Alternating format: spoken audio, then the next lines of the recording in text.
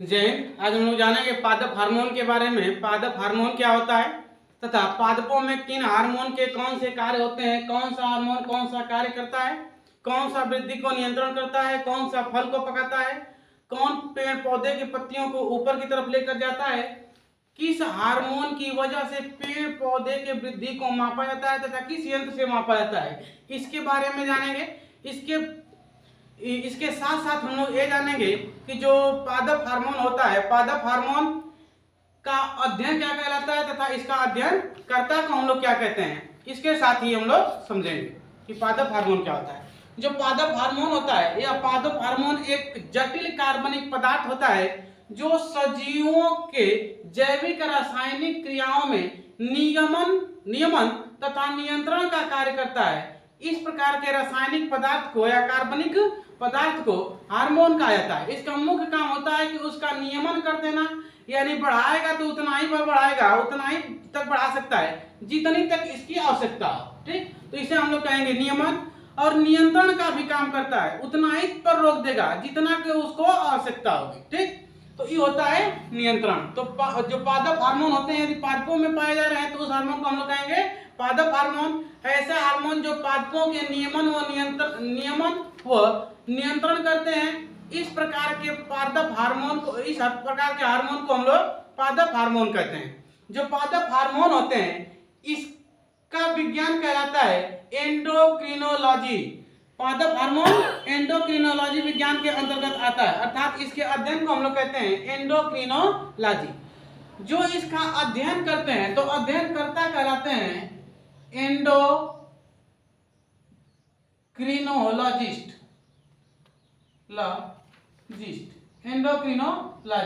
Endocrinologist कहलाते हैं। इसका अध्ययन कहलाता है एंडोक्रिनोलॉजी, अध्ययनकर्ता कहलाते हैं एंडोक्रिनोलॉजिस्ट। अब हम लोग समझेंगे कि जो पादप हार्मोन होते हैं कितने प्रकार के होते हैं। ये जो पादप हार्मोन होते हैं मुख्यतः दो प्रकार के होते हैं। जो पहला पादप हार्मोन होता है उसे हम लोग कहते हैं वृद्धि प्रवर्धक हार्मोन।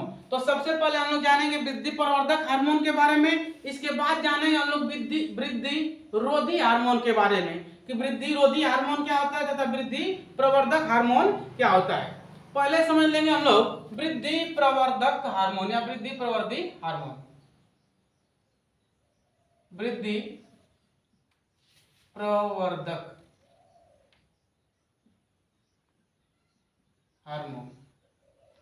वृद्धि प्रवर्धक हार्मोन, हार्मोन जो होता है दो प्रकार का होता है। इसका पहला प्रकार हो गया वृद्धि प्रवर्धक हार्मोन। ऐसे पादप में ऐसे पाए जाने वाले हार्मोन जो पेड़ पौधों में अंकुरण, वृद्धि व मुख्य रूप से इसके वृद्धि व विकास का कार्य करता है। इस प्रकार के हार्मोन को हम लोग वृद्धि प्रवर्धक हार्मोन के नाम से जानते हैं। ऐसा हार्मोन पेड़ पौधे में ऐसा हार्मोन जो इसके वृद्धि, विकास, कोशिका विभाजन, फूल लगाना, फ्लोरिजेंस का काम करता है। इस प्रकार के हार्मोन को हम लोग वृद्धि प्रवर्धक हार्मोन कहते हैं। यह वृद्धि हार्मोन जो होते हैं यह होते हैं मुख्यतः 5 प्रकार के। इसका जो पहला होता है वृद्धि प्रवर्धक हार्मोन वो होता है जिबरेलिन। अब इस जिबरेलिन का काम क्या क्या होता है। जो जिबरेलिन हार्मोन होता है, जिबरेलिन का काम होता है अंकुरण करना, वृद्धि करना। अंकुरण का काम करेगा, वृद्धि का काम करेगा। इसे हम लोग मुख्य हार्मोन के नाम से भी जानते हैं। मुख्य हार्मोन के नाम से भी जानते हैं। अंकुरण का काम करेगा, वृद्धि का काम करेगा, इसे मुख्य हार्मोन के नाम से जानते हैं। यह अंकुरण नियंत्रण का भी काम करता है। अंकुरण नियंत्रण का भी काम करता है। अंकुरण नियंत्रण का काम करता है। जैसे किसी भी सीड्स को रख दिया गया तो किसी भी सीड्स को कितने अवधि में जमना चाहिए, उसका जर्मिनेट होना चाहिए, उसी का नियंत्रण करता है जिबरेलिन। अंकुरण कब होना चाहिए इसको भी देख के रखता है, अर्थात इसका नियमन भी करेगा कि इसको 6 महीने के बाद जमना है तो उसको जमाना, जर्मिनेट पॉइंट इसका स्टार्ट भी कर देगा। इसको रोके रहता है उतने अवधि तक, उसी को हम लोग कहते हैं नियंत्रण। तो यह अंकुरण का काम करता है, अंकुरण नियंत्रण का भी काम करता है। वृद्धि का भी काम करेगा, वृद्धि नियंत्रण का भी काम करेगा। यानी बहुत ज्यादा भी पेड़ पौधा यदि बढ़ने लगेगा तो तुरंत जाके देखिएगा अरे ये तो बहुत तेजी से बढ़ रहा है, तुरंत जाकर रोक देगा, रुक रुक रुक, इतना तेजी से बढ़ेगा तो टूट न जाएगा। तो तुरंत उस प्रकार के जो उस शाखा होगी उस शाखा में जिब्रेलिन हार्मोन को रोक देगा। तो यह वृद्धि नियंत्रण भी होता है तथा वृद्धि का भी काम करता है। इसे हम लोग पेड़ पौधों में मुख्य हार्मोन के नाम से जानते हैं। अब दूसरा हम लोग जानेंगे ऑक्सीन हार्मोन। ऑक्सीन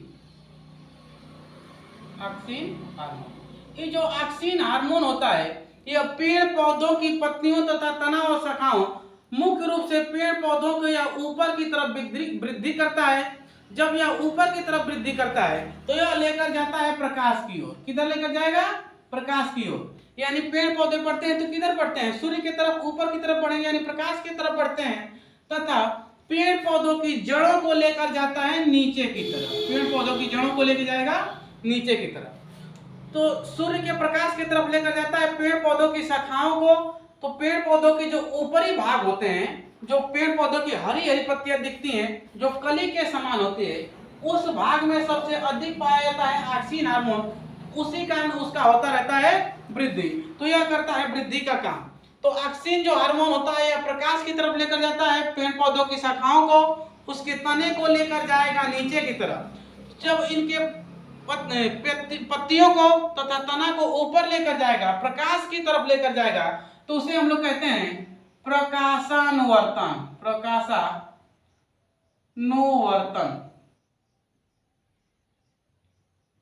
प्रकाश की तरफ लेकर जाएगा तो प्रकाशानुवर्तन।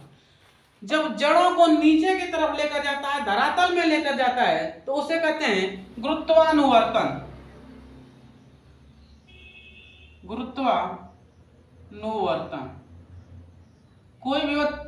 कोई भी वस्तु गुरुत्वाकर्षण बल के कारण पृथ्वी की तरफ खींची चली जाती है, तो इसी के साथ इसका नाम रख दिया गया गुरुत्वानुवर्तन। क्योंकि जो जड़ें होती हैं वो किधर जाती हैं? नीचे की तरफ, और जो शाखाएं होती हैं ये आ जाती हैं ऊपर की तरफ। सूर्यमुखी का पौधा देखे होंगे, सूर्य जिधर जिधर को जाता है उधर उधर सूर्यमुखियां घूमती रहती है। यानी सूर्यमुखी के पौधे में अधिक ऑक्सीन हार्मोन होता है, वह उसी दिशा में घूमते रहती है। तो ये हो गया ऑक्सीन हार्मोन। अब हम लोग जानेंगे साइटोकाइनिन हार्मोन क्या होता है। Cytokinin hormone. साइटो कोशिकाओं के अध्ययन को हम लोग कहते हैं साइटोलॉजी। तो यहां से ये समझ में आ रहा है कि यह जो हार्मोन है यह कोशिकाओं के ऊपर कार्य करता है। जो साइटोकाइनिन हार्मोन होता है यह काम करता है कोशिका विभाजन का। कोशिका विभाजन का इसका मुख्य काम होता है कि कोशिका विभाजन करेगा। दो गो कोशिका रहेगी तो दो गो को यह विभाजित करके बनाएगा चार गो कोशिका हो जाएगी तो उसको बनाएगा 8 गो, 16 गो, 32 गो, इसी तरह ही आगे की तरफ बढ़ाता रहता है। यानी 2n के रूप में कोशिकाओं को विभाजित करेगा तथा इसी तरह यह करता है पेड़ पौधों की वृद्धि। तो यह साइटोकाइनिन जो हार्मोन होता है यह पादप कोशिकाओं की कोशिका विभाजन में कार्य करता है। चौथा जो हार्मोन होता है यह होता है फ्लोरिजेंस।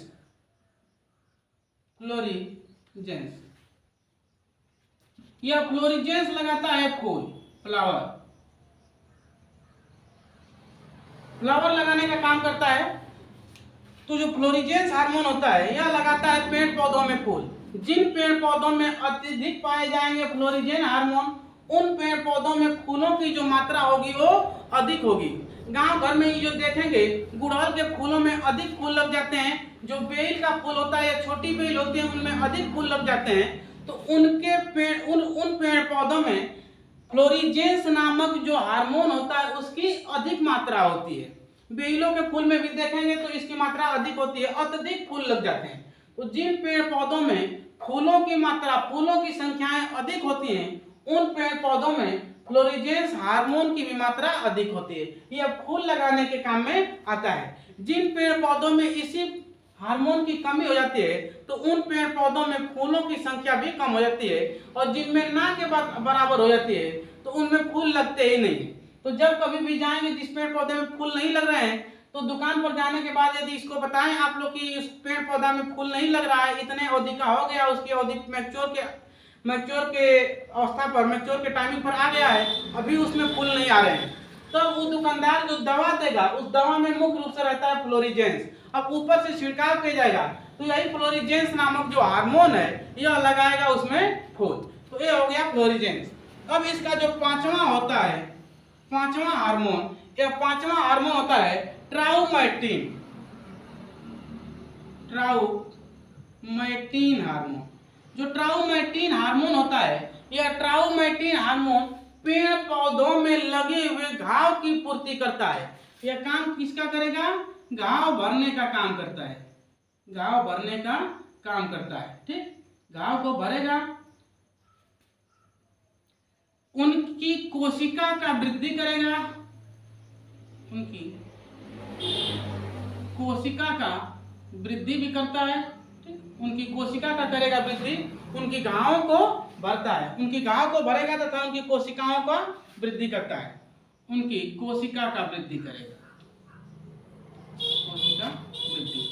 यानी कि जो कोशिकाओं किसी भी घाव के द्वारा यदि वहां से कट पीट गई है तो उन कोशिकाओं के स्थान पर विभाजित करके, मान लेते हैं एक कोशिका है, विभाजन होकर बनी दो कोशिका, तो एगो अपने स्थान पर आ जाएगी, एगो चली जाएगी वो कटलका वाला के स्थान पर, तो यही होता है कोशिका विभाजन। तो कोशिका विभाजन के द्वारा इन घावों को भर देता है, तो ये मुख्य काम करता है घावों को भरने का। देखेंगे गांव घर में जब लोग टांगी वांगी लेकर जाते हैं कहीं पर कुछ काटने उठने के लिए, तो ये लोग इधर उधर चलाते जाएंगे टंगिया को, लड़के उड़के को देख लेंगे तो इधर उधर चलाते जाएंगे, तो पेड़ों पर कभी कभी मार देते हैं, और पेड़ की जब तना पर मार देते हैं तो वहां से निकलने लगता है लाशा। लाशा भी एक इसका उत्सर्जी पदार्थ होता है, तो जो लाशा निकलता है वह उसकी घाव को भरता है, उसमें जो हार्मोन पाए जाते हैं वही पाए जाते हैं ट्राउमैटिन हार्मोन। इतना का तब तक आप लोग स्क्रीनशॉट लेंगे। अब हम बताएंगे इसके बाद वृद्धि रोधी हार्मोन क्या होते हैं। अब हम लोग जानेंगे वृद्धि रोधी हार्मोन के बारे में कि वृद्धि रोधी हार्मोन क्या होते हैं। पेड़ पौधों में ऐसे हार्मोन जो उनके वृद्धि, अंकुरण, विकास को रोक देते हैं, उस प्रकार के हार्मोन को हम लोग वृद्धि रोधी हार्मोन कहते हैं। जैसे इसमें एक होता है वृद्धि रोधी hormone abscisic acid, abscisic acid, abscisic acid. ये जो एब्सिसिक एसिड होता है यह पेड़ पौधों में उसके वृद्धि को रोक देगा, विकास को रोक देगा, वृद्धि कामा विकास,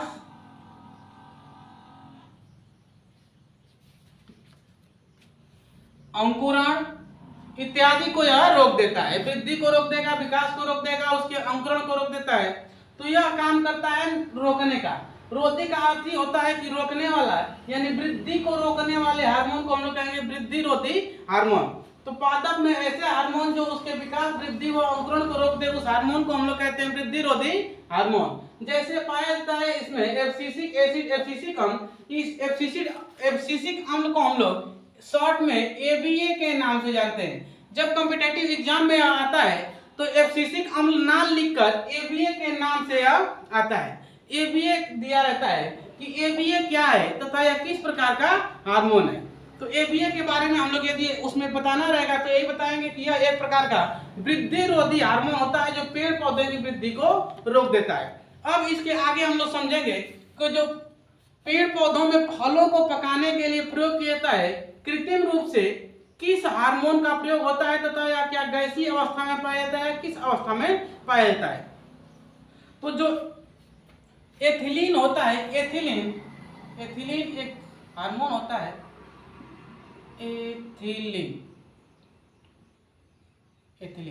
एथिलीन हार्मोन होता है। इसका फार्मूला होता है C2H4। एथिलीन का यह फार्मूला होता है C2H4। यह फलों को पकाने के काम में आता है, फलों को पकाता है। इसका मुख्य काम क्या होता है? फलों को पकाना, फलों को पकाता है, फलों को पकाना। यह कृत्रिम रूप से प्रयोग किया, कृत्रिम रूप का होता है, यानी यह कृत्रिम कह रहे हैं, सॉरी, यह होता है प्राकृतिक रूप से, प्राकृतिक रूप का होता है। जो एथिलीन होता है यह प्राकृतिक रूप से पाया जाता है, प्राकृतिक में पाया जाता है, वो भी गैसीय अवस्था में पाया जाता है। यही एक ऐसा हार्मोन होता है जो गैसीय अवस्था में पाया जाता है और फलों को पकाने के काम में आता है। C2H4 यह फलों को पकाता है। दूसरा, कृत्रिम रूप से हम लोग कैसे प्रयोग करते हैं? कृत्रिम रूप से यानी मानव के द्वारा कैसे फलों को पकाया जाता है? तो ये होता है एसिटिलीन। एसिटिलीन जो एक हार्मोन होता है, इस एसिटिलीन हार्मोन का गैसीय रूप में हम लोग कैसे उपयोग करते हैं तथा इसका कहाँ से प्राप्त किया जाता है? तो इसको हम लोग कार्बाइड से प्राप्त करते हैं। कार्बाइड से प्राप्त करेंगे तो जाएंगे लेके आएंगे कार्बाइड, ठीक। और एसिटिलीन इसका फार्मूला होता है C2H2। इसमें आप लोग भूलेंगे नहीं, जो प्राकृतिक चीजें होती हैं वो होती है हमेशा बड़ा, जो कृत्रिम चीजें होती हैं वो होती है हमेशा छोटा। तो प्राकृतिक वाला का जब बात आएगा तो एथिलीन C2H4, इसमें देखेंगे H का मान बड़ा है। एसिटिलीन का बात आएगा C2H2, ये कृत्रिम है यानी मानव के द्वारा बनाया गया है, तो ये हो गया C2H2। अब इसको हम लोग प्रयोग कैसे करते हैं? जब लेके आएंगे कार्बाइड तो कार्बाइड होता है CaC2। जब CaC2 लेके आएंगे तो ये हो गया कार्बाइड। अब इसमें हम लोग मिलाते हैं जल। जब जल मिलाएंगे तो अब मिला दीजिए जल। जल मिलाने के बाद ये बनाता है C2H2 plus CaO, calcium oxide. अब ये बना लेगा एसिटिलीन। इसी गैस के कारण देखेंगे तो जो कृत्रिम रूप से पकाए जाते हैं, एक तरफ का फल पक जाएगा, एक तरफ का कच्चा रहेगा, दूसरे तरफ का ऊपर का पक जाएगा तो नीचे की तरफ कच्चा रहता है।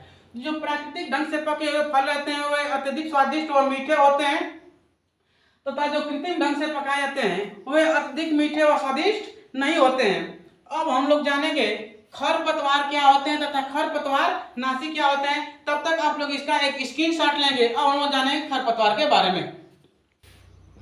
अब हम लोग जानेंगे खरपतवार के बारे में। खरपतवार क्या होता है? किसी भी फसलों में अनावश्यक जो पेड़ पौधे या घास फूस होते हैं उन्हें ही हम लोग कहते हैं खरपतवार। अनावश्यक पौधों को हम लोग कहते हैं खरपतवार। ये जो अनावश्यक पौधे होते हैं यह भारतीय नेताओं के जैसे होते हैं। जैसे वो नेताओं का काम होता है कि दूसरे का हक खा जाते हैं, ठीक उसी तरह ये भी होते हैं। यदि फसलों में अत्यधिक मात्रा में हो जाते हैं तो जो फसल होते हैं, यदि आप एक काम क्या करते हैं कि दूसरे का हक खा जाते हैं, यानी आप लोग उर्वरक छिड़क रहे हैं, कोई दवा छिड़क रहे हैं तो इससे यह अधिक उसका अवशोषण कर लेता है। यूरिया छिड़के, डाई छिड़के, जो भी आप खाद उर्वरक छिड़क रहे हैं तो उसका यह अधिक अवशोषण कर लेता है और जो आपकी फसल होती है फसलों के पास कम पहुंच पाता है। तो यह अधिक विकास करके फसलों को चारों तरफ से दबा देता है, फसलें दब जाती हैं, फसलों का विकास नहीं हो पाता है। इस प्रकार के पौधों को हम लोग कहते हैं अनावश्यक पौधे या खरपतवार के नाम से जाना जाता है। जो खरपतवार होता है, खरपतवार को नष्ट करने वाले दवाओं को खरपतवार नाशी कहा जाता है। खरपतवार नष्ट करने वाले पदार्थ को किसके नाम से जानेंगे? खरपतवार नाशी।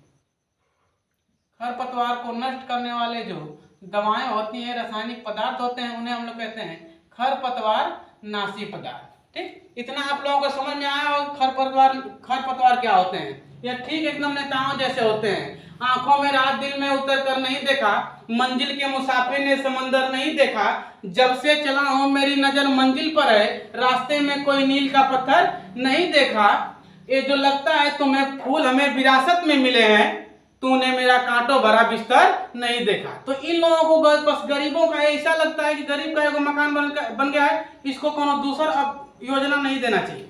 ठीक इसी तरह अनावश्यक खरपतवार भी होते हैं, और जो अन्य फसलें होती हैं उन फसलों तक उर्वरक को नहीं पहुंचने देते हैं। अब हम लोग जानेंगे खरपतवार नाशी क्या होता है। जो खरपतवार नाशी होता है इसमें एक मुख्य आता है, जो मुख्य होता है, मुख्य खरपतवार नाशी, उसे हम लोग कहते हैं सीमाजीन।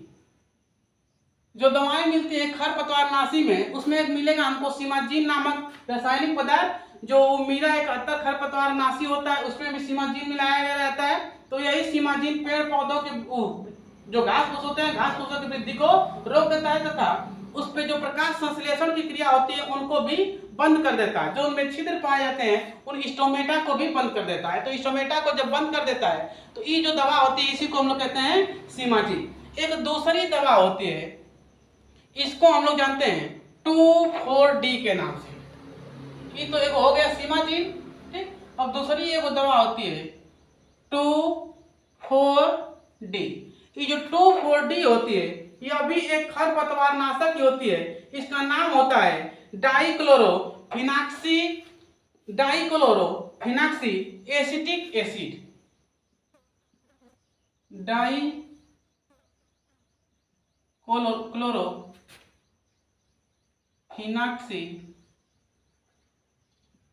एसिटिक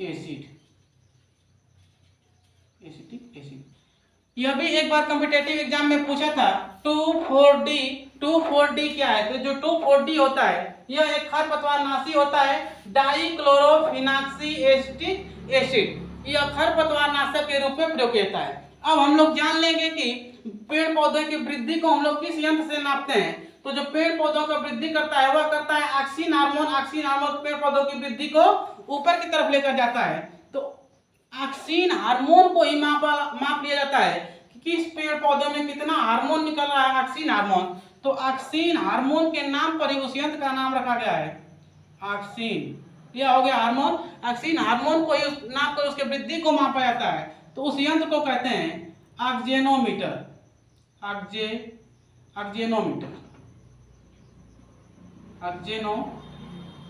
ऑक्जेनोमीटर से ही नापा जाता है पेड़ पौधे के वृद्धि को। अब हम लोग मिलेंगे अगले वीडियो में बायोलॉजी के अन्य चैप्टर के साथ। तब तक के लिए जय हिंद।